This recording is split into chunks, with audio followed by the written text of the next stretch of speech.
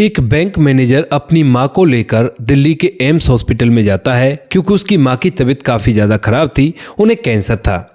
वहां पर जाकर जब वह डॉक्टर साहब को इधर उधर दिखा रहा था तो तभी अचानक से एक लड़की जो कि वहां पर डॉक्टरी की पढ़ाई कर रही थी, उसकी नज़र उस व्यक्ति पर पड़ती है और जैसे ये व्यक्ति उस लड़की को देखता है तो एकदम से अपनी आंखें चुराने लगता है।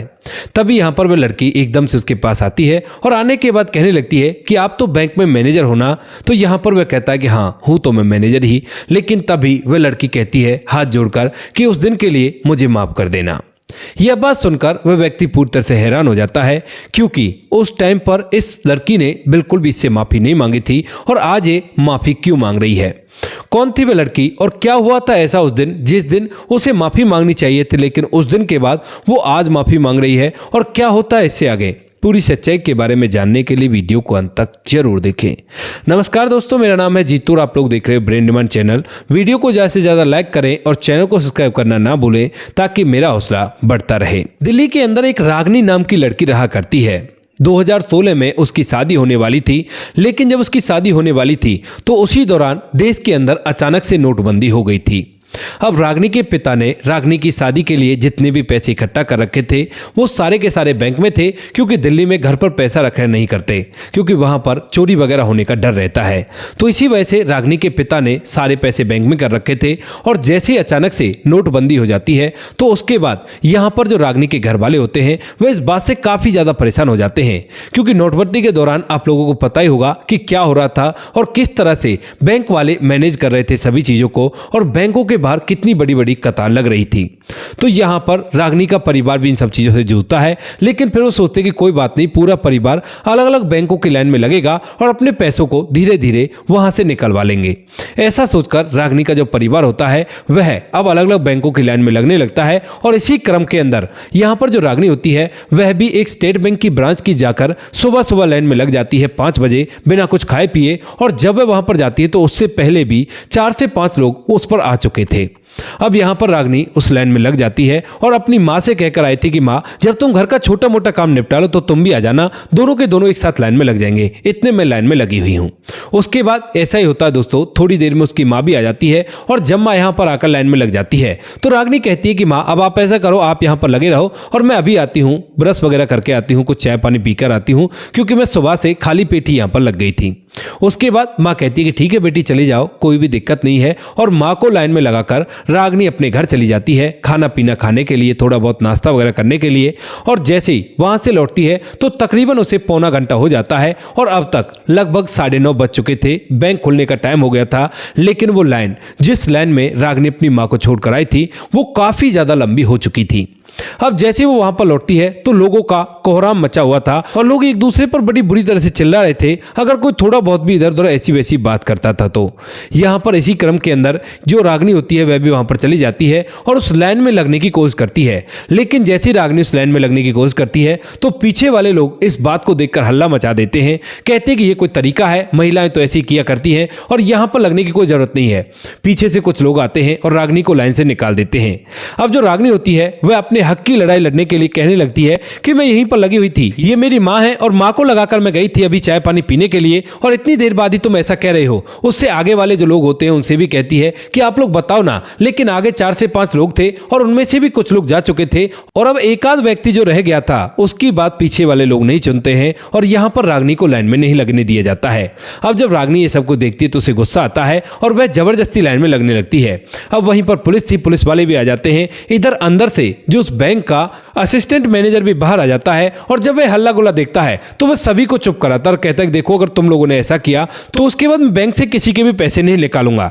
अब ये बात सुनकर यहाँ पर जो रागनी होती है वह अपनी बात पुलिस वालों के सामने भी रखती है और कहती है कि साहब मैं यहाँ पर लगी हुई थी, सुबह से 5 बजे से मैं लाइन में लगी हुई हूँ और अब 4 घंटे मुझे हो गए हैं और उसके बाद ये लोग कह रहे हैं कि तुम यहाँ पर थी ही नहीं, लेकिन मैं यहाँ पर थी। अब इस बात को सुनकर जो पुलिस वाले होते हैं वो कहते हैं कि देखो इतने सारे लोग लगे हुए हैं तो तुम ऐसा करो पीछे चले जाओ, पीछे से लाइन में लग जाना, लेकिन रागिनी इस बात की जिद करती है और कहती है कि नहीं, ये मेरी जगह है और मैं यहीं पर लाइन में लगूंगी। अब इस बात को सुनकर यहाँ पर जो मैनेजर होता है वो उसे वहां पर लगने से साफ साफ मना कर देता है और कहता है कि निकल जाओ, अगर तुम जबरदस्ती करोगी तो देख लेना अंदर तो मैं ही काम करता हूं और मैं बिल्कुल भी तुम्हें कुछ भी पैसे नहीं दूंगा और ना ही तुम्हारी मां को दूंगा, इसे भी लाइन से निकाल देता हूं। यहां पर रागिनी इस बात को सुनकर थोड़ी सी गुस्सा हो जाती है और गुस्से में जब मैनेजर उससे साफ साफ बोल देता है कि अगर तुम ऐसा करोगी तो मैं तुम्हें और तुम्हारी मां दोनों को निकाल दूंगा, तो उसके बाद जो रागिनी होती है वह मैनेजर पर चढ़ बैठती है और उसे 2-4 झापड़ जोर से लगा देती है और गिराकर लात भी लगा देती है। अब जो मैनेजर होता है उसका नाम प्रीतम होता है और जब वह जमीन पर गिर जाता है और उस पर पिटाई लगती है तो यहां पर पुलिस वाले भी आते हैं और वह एकदम से खड़ा होता है। हालांकि वह भी जवान है और वह भी उसे उल्टा जवाब दे सकता है, लेकिन यहां पर महिलाओं को सम्मान किया करता है और वह इसी वजह से उस पर हाथ नहीं उठाना चाहता। पुलिस वाले आकर रागिनी को रोक लेते हैं और रागिनी जो होती है वो चीख कर कहने लगती है कि जब मैं यहां पर थी तो मुझे ऐसे लाइन से कैसे निकाल दोगे। तो यहां पर जो प्रीतम होता है वो कहता है कि ठीक है, कोई बात नहीं, तुमने मुझ पर हाथ उठाया ना, तो अब देखो मैं तुम्हें मजा चखाता हूं। वह पुलिस वालों से रिपोर्ट दर्ज करवाने के लिए कहने लगता है, लेकिन तभी यहां पर रागिनी की जो मां होती है वो उसके सामने हाथ जोड़ती है, कहती है कि बेटा देखो, मेरी बेटी की ना अभी शादी होने वाली है, तो उसी वजह से काफी ज्यादा परेशान है क्योंकि उसी टाइम पर यह नोटबंदी हो गई और शादी की शॉपिंग के लिए बिल्कुल भी हमारे पास पैसे नहीं है। तो इसी वजह से आप ना कैसे भी करके पुलिस कंप्लेंट मत करो, वरना इसकी शादी रुक जाएगी और बहुत ही गड़बड़ हो जाएगी। इस बात को लेकर यहां पर जो प्रीतम होता है उसे भी महसूस होता है कि यार अपनी वजह से क्यों किसी की शादी को खराब करता है, और इसी वजह से वह कोर्ट केस तो नहीं करता है, लेकिन वह उससे कह देता है कि ठीक है, यहां पर तुम्हें अब लाइन में नहीं लगना है, अगर लाइन में लगना है तुम्हारी मां को तो तुम्हें माफी मांगनी होगी, उसके बाद ही मैं इसे लाइन में लगने दूंगा। अब यह बात सुनकर यहां पर जो रागिनी होती है वह माफी मांगने से साफ साफ मना कर देती है और कहती है कि नहीं, मैं बिल्कुल भी माफी नहीं मांगूंगी। उसके बाद प्रीतम जो होता है वो कहता है कि ठीक है, अगर माफी नहीं मांगूगी तो यहां से तुम्हें बिल्कुल भी पैसे नहीं निकालने दूंगा और तुम चले जाओ यहां से। उसके बाद जो रागिनी होती है वह बड़े ही गुस्से में अपनी मां को लेकर वहां से चली जाती है और उनके ऊपर कोर्ट केस तो नहीं होता है, लेकिन इसके बाद जब परिवार यह सुनता है कि ऐसा ऐसा हो गया है और भी कई जगह ऐसा ही हो रहा था, वे चाहे कितनी भी कोशिश कर लें उन पैसों को नहीं निकाल सकते थे और धीरे धीरे शादी की डेट नजदीक आ रही थी। तो उसके बाद जो रागिनी के पिता होते हैं वो तय करते हैं अपने रिश्तेदारों से जिनसे उनकी शादी तय हो रखी है रागिनी की, उनसे मिलकर तय करते हैं कि ठीक है, शादी को 3 महीने बाद की रख लेते हैं, तब तक सब कुछ नॉर्मल हो जाएगा और उसके बाद ही शादी कर लेंगे। अब यहां पर यह बात सुनकर जो लड़के वाले होते हैं वो भी इसी बात से जूझ रहे थे क्योंकि ये तो पूरे देश के अंदर हुआ था, तो इसी वजह से वो भी इस बात के लिए हामी भर लेते हैं और कहते हैं कि ठीक है, अगर आप ऐसा चाहते हो तो ऐसा ही हो जाएगा। शादी को 3 महीने बाद के लिए हटा दिया गया था और अब धीरे धीरे समय बीतने लगता है। समय के साथ साथ यहां पर एक दिन अचानक से जो रागिनी का होने वाला पति होता है जिसका नाम शेखर होता है वह उसे मिलने के लिए बुलाता है। अब शेखर ने जब रागिनी को बुलाया था तो यहां पर जो रागिनी उससे मिलने के लिए चली जाती है, लेकिन शेखर जो कि एक मेडिकल स्टोर चलाया करता था और काफी गुस्सैल किस्म का इंसान था, वह जब रागिनी से मिलता है तो उससे अकेले में समय बिताने के लिए कहने लगता है और वो सब कुछ करने के लिए बोलने लगता है जो शादी से पहले नहीं करना चाहिए। इस बात को सुनकर रागिनी मना करने लगती है, कहती है कि नहीं शेखर, शादी से पहले हमारे बीच में ये सब कुछ नहीं होगा और हम तो ये सब कुछ शादी के बाद ही करेंगे, और वैसे भी दिन ही कितने बचे हैं, कुछ दिनों बाद हम दोनों के बीच में सब कुछ हो जाएगा। अब चूंकि शेखर जो गुस्सैल किस्म का इंसान था वह एकदम से इस बात के लिए जिद करने लगता है और जब रागिनी बार बार मना करती है तो उसके बाद वह उस पर पिटाई भी लगा देता है। जब शेखर रागिनी पर पिटाई लगा देता है तो उसके बाद रागिनी को गुस्सा आता है, लेकिन रागिनी चुपचाप रह जाती है और कहने लगती है कि देखो ऐसा मत करो, ये बहुत ही गलत है और मैं ऐसा बिल्कुल भी नहीं कर सकती। शेखर नाराज हो जाता है और उसे वहां से जाने के लिए बोल देता है। अब रागिनी फिलहाल तो अपने घर आ जाती है, किसी को कुछ भी नहीं बताती है, लेकिन धीरे धीरे रागिनी को शेखर के बारे में कुछ ऐसी बातें पता चलती हैं जिन्हें सुनने के बाद रागिनी को शेखर से नफरत सी हो जाती है और वह किसी भी हाल में शेखर से शादी नहीं करना चाहती क्योंकि उसका खुद का मेडिकल स्टोर था, खुद कमाया करता था और कुछ गलत तरीके काम भी वह किया करता था। तो यहाँ पर जो रागिनी होती है वह उसके बारे में सारी बात अपने घर वालों को बता देती है और जब घर वालों को ये बात पता चलती है तो वो लोग भी शादी तोड़ने के लिए तैयार हो जाते हैं। शेखर से रागिनी की शादी टूट जाती है और उसके बाद जब घर वाले दोबारा से उसके लिए रिश्ता ढूंढने लगते हैं तो रागिनी साफ इनकार कर देती है, कहती है कि नहीं पिताजी, मैं अभी शादी नहीं करूंगी। अब इस बात को सुनकर पिता कहने लगते हैं कि क्यों बेटी, क्या हुआ ऐसा, तुम शादी क्यों नहीं करोगी? तो वह कहने लगती है कि दरअसल शेखर ने मुझसे कहा था कि तुम अनपढ़ गवार हो, इस तरह से दिल्ली में रहकर भी ऐसा कर रही हो, तो अब मैं पढ़ी लिखी होकर दिखाऊंगी और उसके बाद ही शादी करूंगी। यहाँ पर पिता कहते हैं कि कोई बात नहीं बेटी, उन बातों को बाद में कर लेना, पहले तेरी शादी करा देते हैं, तुम्हारी छोटी बहन भी है उसकी भी शादी करानी है। लेकिन रागिनी साफ मना कर कर देती है। कहती है कि नहीं, पहले मैं पढ़ाई लिखाई करूंगी और उसके बाद ही शादी करूंगी। और इसी वजह से यहाँ पर रागिनी अब नीट की तैयारी करने लगती है और धीरे धीरे नीट में उसका नंबर भी पड़ जाता है। हालांकि रागिनी के घर वालों के पास इतने पैसे नहीं है, लेकिन जब सरकारी नंबर उसका पड़ जाता है तो यहाँ पर माता पिता भी उसे सहारा लगाते हैं इधर उधर से मेहनत करके, और जैसे तैसे करके एम्स के अंदर उसका एडमिशन करवा दिया जाता है। अब रागिनी जो कि एम्स में रहकर अपनी डॉक्टर की पढ़ाई करने लगती है और धीरे धीरे समय बीतता है। 2016 से 17 आता है, 17 से 18 आता है और 18 से 19 आ जाता है। अब तक जो रागिनी है वो एम्स में रहकर ही अपनी डॉक्टर की पढ़ाई कर रही है और समय बीत रहा है। समय के साथ साथ रागिनी को बार बार वो बैंक मैनेजर याद आया करता है जिसने उसे चांटे लगाए थे, और उसके बाद ही उसकी शादी पीछे हट गई थी और उसके बाद शादी टूट गई है। क्योंकि यहाँ पर कहीं ना कहीं बैंक मैनेजर ने उसका भलाई किया था,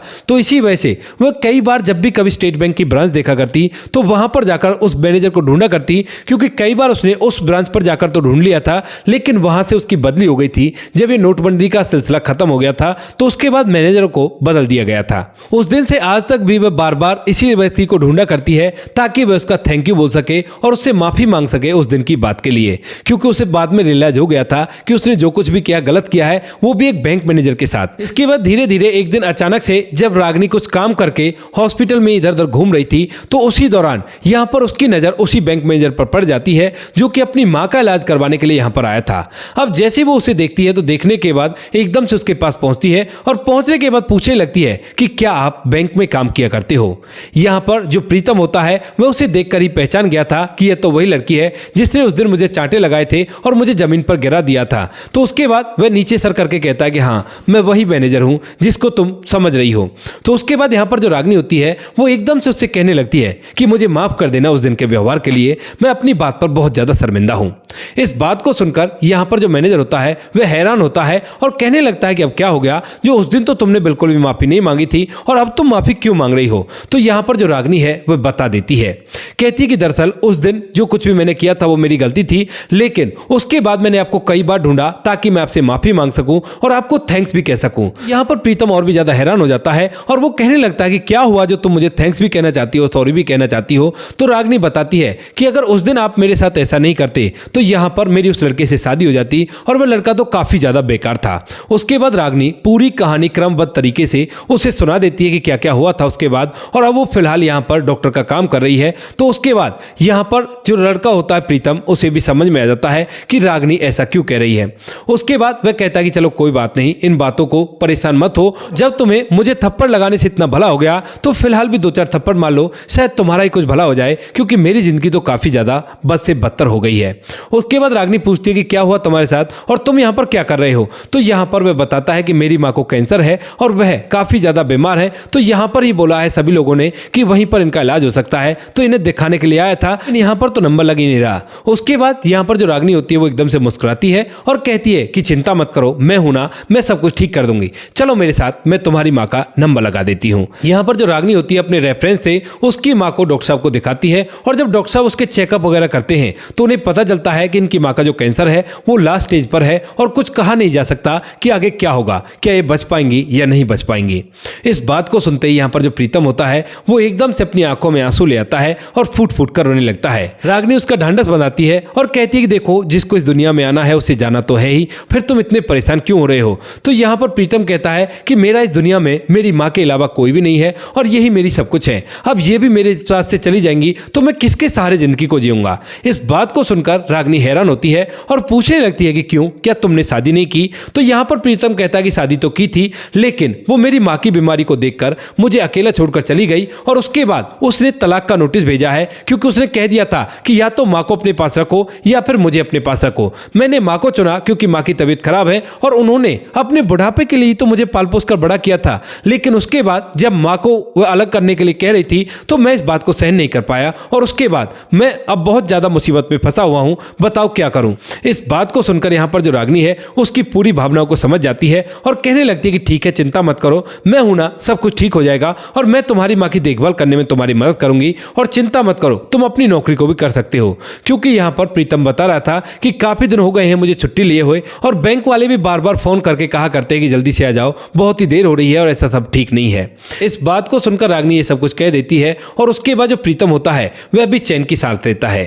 रागिनी उसकी माँ को एडमिट करा देती है और उसके बाद खुद से उसका ख्याल रखने लगती है। कहती है कि तुम अपनी ड्यूटी को देखो, मैं हूं ना, सब कुछ ठीक कर दूंगी और कोई भी परेशानी नहीं है। प्रीतम दिन के समय में ड्यूटी जाया करता और सुबह शाम अपनी माँ के पास ही रहा करता, यहीं से अपनी ड्यूटी के लिए चला जाया करता है। धीरे धीरे समय बीतता है और समय के साथ साथ यहाँ पर जो रागिनी होती है, एक दिन वह काफी ज्यादा उदास बैठी हुई थी और जब प्रीतम आकर रागिनी को उदास देखता है तो उसके बाद उसे पूछने लगता है कि क्या हुआ रागिनी, तुम इतनी उदास क्यों हो। तो उसके बाद रागिनी पहले तो जो कहती है कि कोई बात नहीं, मैं तो वैसे ही उदास हूं, लेकिन अब तक इन दोनों के बीच में काफी सारी बातचीतें हो गई थी, क्योंकि जब भी कभी प्रीतम आया करता तो रागिनी उससे ढेर सारी बातें किया करती और दोनों घंटों तक एक दूसरे से बातें किया करते हैं। तो दोनों को एक दूसरे के बारे में सब कुछ पता था कि किस तरह से किसका जीवन चल रहा है और क्या हो रहा है। तो यहां पर प्रीतम समझ जाता है कि बात इतनी सी नहीं है, कोई ना कोई बड़ी बात है, वरना रागिनी ऐसे उदास नहीं होती। तो वो उससे जोर देकर पूछता है तो वह बता देती है कि चिंता की बात है, मेरी फीस का समय आ गया है और मेरे घर वालों के पास इतने पैसे नहीं हैं। इस बात को सुनकर यहाँ पर जो प्रीतम होता है वो कहता है कि बस इतनी सी बात, तुम ऐसा करो मेरे साथ पार्किंग में चलो और मैं तुम्हें पैसे देता हूँ। ऐसा कहकर यहाँ पर जो प्रीतम होता है वह रागिनी को अपने साथ पार्किंग में ले जाता है जहाँ पर उसकी गाड़ी खड़ी हुई थी और गाड़ी में जाकर रागिनी और प्रीतम दोनों बैठ जाते हैं। गाड़ी के अंदर प्रीतम का चेकबुक पड़ा हुआ था और चेकबुक के अंदर वह 3 लाख रुपए लिखता है और उस पर साइन करके उसे दे देता है। कहता कि ये लो, इसे जमा कर दो और इससे तुम्हारी फीस का इंतजाम हो जाएगा, चिंता मत करो, बाद में मुझे दे देना। अब यहाँ पर रागिनी इस बात को सुनकर प्रीतम का बहुत बहुत धन्यवाद करती है और उसे वो बातें फिर से याद आने लगती हैं जब उसने प्रीतम के ऊपर हाथ उठाया था और उस समय के लिए वह फिर से माफी मांगने लगती है। लेकिन यहाँ पर प्रीतम हंसते हुए उसे चुप कराता, कहता कि कोई बात नहीं, ये कोई बड़ा एहसान नहीं है तुम पर, तुम भी तो मेरी माँ की देखरेख कर रही हो, तो जैसा तुम मेरे साथ कर रही हो वैसे ही मैं तुम्हारे साथ कर रहा हूं और इसमें कोई एहसान मानने वाली बात नहीं है। तुम जाओ, अपनी फीस को भरो और अपनी आगे की पढ़ाई को अच्छी तरह से करो। इसके बाद रागिनी उस फीस को भर देती है और अब और भी ज्यादा उसकी माँ का ख्याल रखने लगती है और यहाँ पर प्रीतम से बातचीत करने लगती है।